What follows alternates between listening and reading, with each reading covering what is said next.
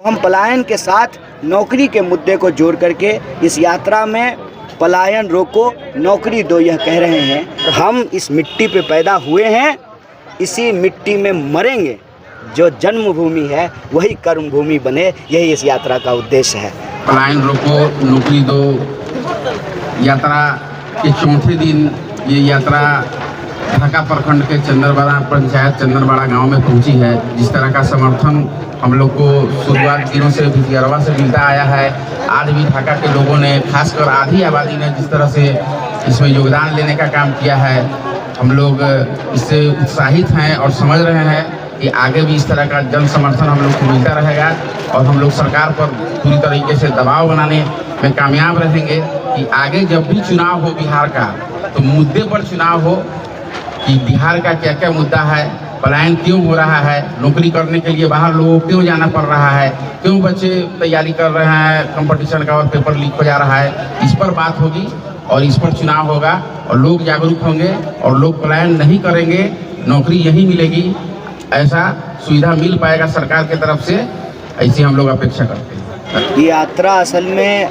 युवाओं की और विद्यार्थियों की यात्रा है और इस यात्रा के फॉर्मेशन को जब आप देखेंगे तो सबसे आगे बिहार का जो प्रभावित युवा वर्ग है, जो किसी न किसी तरह से प्रभावित है सरकार की नीति और नीयत के चलते, वो सबसे आगे चलते हैं। फिर जो है हमारी प्रचार गाड़ी रहती है इस यात्रा की, उसके पीछे हमारा जो झंडा टुकड़ी है, हमारा जो सेवा दल के हमारे ज़मीनी कार्यकर्ता हैं, वो राष्ट्रीय ध्वज लेकर के चलते हैं। उसके पीछे प्रचार प्रसार के लिए दूसरी गाड़ी होती है और इस यात्रा का जो मूल उद्देश्य है वो ये है कि जब हम गांधी जी की धरती पर आए हैं, उनकी कर्मभूमि पर आए हैं, तो हमारे मन में यही संकल्प है कि जैसे गांधी जी ने कांग्रेस पार्टी को भारत के भीतर स्वतंत्रता की आकांक्षा रखने वाले जो स्वतंत्र वीर थे, उनके लिए एक मंच प्रोवाइड किया। कांग्रेस पार्टी वो एक प्लेटफॉर्म बन गई, जो लोग भी आज़ादी चाहते थे वो आज़ादी का तराना गाते हुए उस पार्टी में शामिल हो गए और कांग्रेस पार्टी देश की पार्टी बन गई। और कहते हैं कि ये गांधी की कर्मभूमि है चंपारण, यहीं पे जो है सबसे पहले बुनियादी विद्यालय खुला, कस्तूरबा जी यहाँ पे 2.5 साल रहीं और आज़ादी के आंदोलन का अलख पूरे देश में जगा। तो गांधी एक बात कहते थे कि सत्य जो होता है उसको किसी गवाही की ज़रूरत तो नहीं होती। तो पलायन का जो दंश है उसको हर कोई महसूस करता है, ये कोई एक व्यक्ति नहीं है, यह एक हकीकत है बिहार की।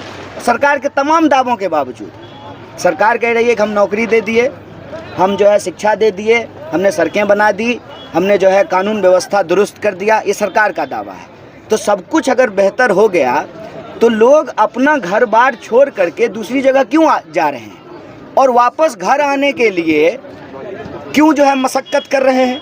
अभी होली बीत गया, ईद आने वाला है और लोगों को टिकट नहीं मिलेगा, टिकट नहीं मिलने के चलते लोग अपने घर नहीं आ पाएंगे। हम पलायन के साथ नौकरी के मुद्दे को जोड़ करके इस यात्रा में पलायन रोको नौकरी दो यह कह रहे हैं। और हम आपको बता दें, खास करके हमारे जो प्रखंड के साथी हैं उनको हम शुक्रिया अदा करते हैं। आज जिस तरीके से रोजेदार महिलाओं ने, जिस संख्या में इस यात्रा में वो शामिल हुई और लगभग 8 किलोमीटर वो पैदल चलीं गांधी चौक से, ये देख के समझ में आता है कि पलायन जो है उनके दिल से जुड़ा हुआ मामला है, उनके दैनिक जीवन से जुड़ा हुआ मामला है। और महिलाएं ही यह सोचती हैं सबसे ज़्यादा कि अगर अपने लिए यहीं पे रोजी रोजगार मिले तो हमारे बच्चे को, हमारे पति को, हमारे परिवार के लोगों को बाहर नहीं जाना पड़े। हम इस मिट्टी पे पैदा हुए हैं,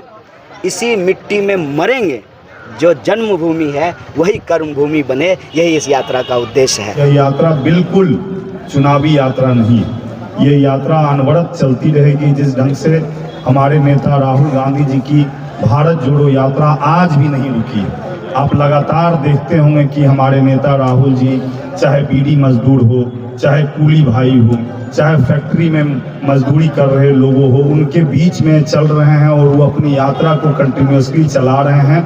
ठीक उसी प्रकार की यह यात्रा बिल्कुल चुनावी यात्रा नहीं है और हम लोग इस यात्रा में अनवरत अपनी मांग को पूरी होने तक चलते रहेंगे। दूसरी बात रही कि आज हम लोग की ये तीसरी प्रेस कॉन्फ्रेंस है। पहले दिन हमारे साथ पेंडिंग भर्ती के लोग थे, कल हमारे साथ पेपर लीक के लोग थे, आज हमारे साथ पलायन के मुद्दे पे हम लोग आपसे बात कर रहे हैं। पलायन को समझना कोई हम लोग के लिए बड़ा टास्क नहीं है। हम लोग इसी से पलायन को समझ सकते हैं कि अभी एक सप्ताह पहले हमारा होली का त्यौहार बीता है, आने वाले समय में हमारा ईद है और जो भी त्यौहार का मौसम आता है तो हम सब देख सकते हैं कि किस ढंग से लाखों के तादाद में बिहारी लोग टिकट को कंफर्मेशन को लेकर के और स्टेशन पे भगदड़ मच जाती है और लोग मारे जाते हैं, कुचले जाते हैं। तो उससे आप बिहार की पलायन की भयावह स्थिति का पता लगा सकते हैं। निश्चित तौर पे हमारा हक है कि हमारा जन्म बिहार में हुआ है तो मैं शिक्षा दीक्षा भी बिहार में ग्रहण करूं, स्वास्थ्य का भी लाभ जो लेना है और जब भी कोई हमारे घर में परिवार में कोई बीमार पड़ता है तो हॉस्पिटल्स भी बिहार में हो, एजुकेशन फैसिलिटी भी बिहार में हो, फैक्ट्री भी बिहार में हो और हम अपना काम भी बिहार में करें।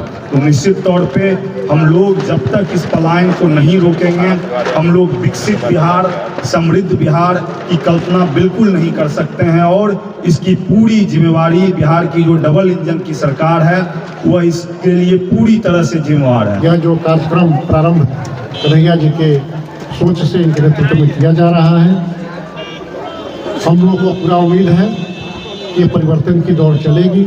जो डबल इंजन की सरकार मोदी जी और नीतीश जी के द्वारा बिहार की जनता को ठगा जा रहा है, इसमें बदलाव निश्चित रूप से आएगा। बिहार आज के दिन में एक सिर्फ बेरोजगार नौजवानों का फैक्ट्री बनकर रह गया है।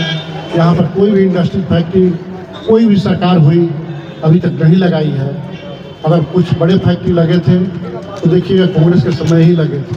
उसके बाद जब से परिवर्तन हुआ कोई भी बिहार के विकास के बारे में नहीं सोचा कि बिहार के युवाओं को नौकरी कहाँ दी जाए, कैसे दी जाएगी, इसका किसी के पास कोई एक्शन प्लान नहीं रहा।